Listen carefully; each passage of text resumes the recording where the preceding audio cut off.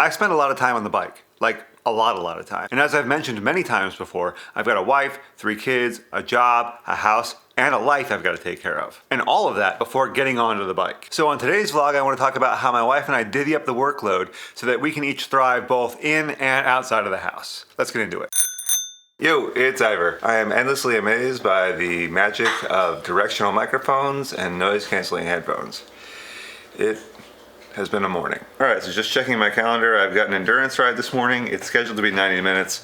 Hopefully I can get more than that in because yesterday was kind of a mess. I have to do the gym workout that I didn't do yesterday. I've got a ton of work for my job and I've got meetings starting at 11:30 all the way until about 6 p.m. So I need to get started early. I'm gonna need more of this.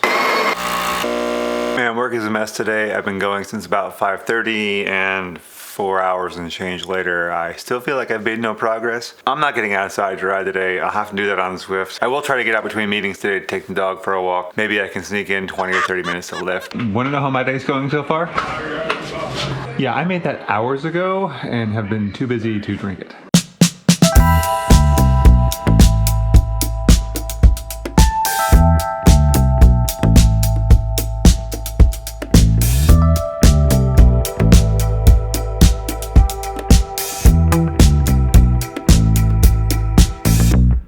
Once again, we adapt. This one has soccer practice number 2 of the week, and I'm using it as an opportunity to take this guy out for a walk. The plan was to have my wife take her to soccer practice along with the other 2, but kids are hard. I was planning on making pizza for dinner tonight, but fortunately we have plenty of leftovers from the last 2 nights' dinners I made, so we're good on that front, and I'll make the pizza tomorrow.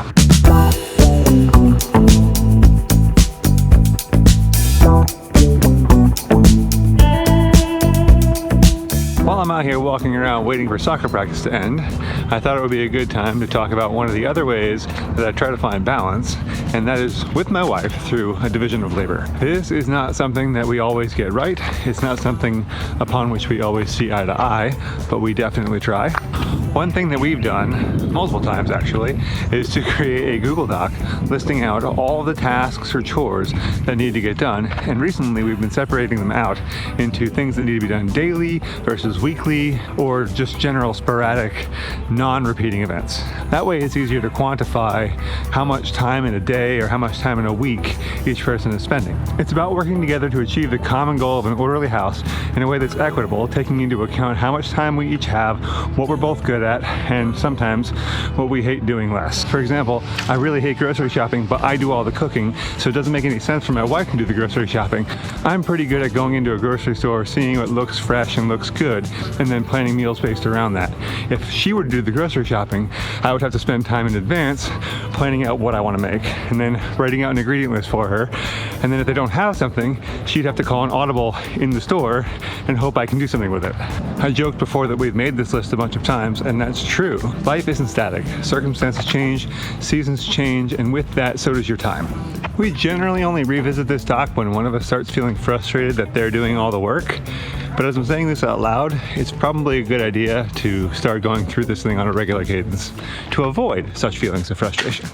Getting this right is hard, but it's made easier if you and your partner are on the same page. Every household and every individual will have a different set of things that are important to them and different set of things that will drive them crazy. My wife and I are definitely very different in terms of what bothers us more when chores aren't finished, and that's okay as long as it's communicated. Proper expectation setting here goes a long way. Anyway, I hope you're finding these videos useful or at least entertaining. Do you have any tips on how to share the workload? If so, drop them down below. But that's all for now. Thanks for watching, and I'll see you in the next one.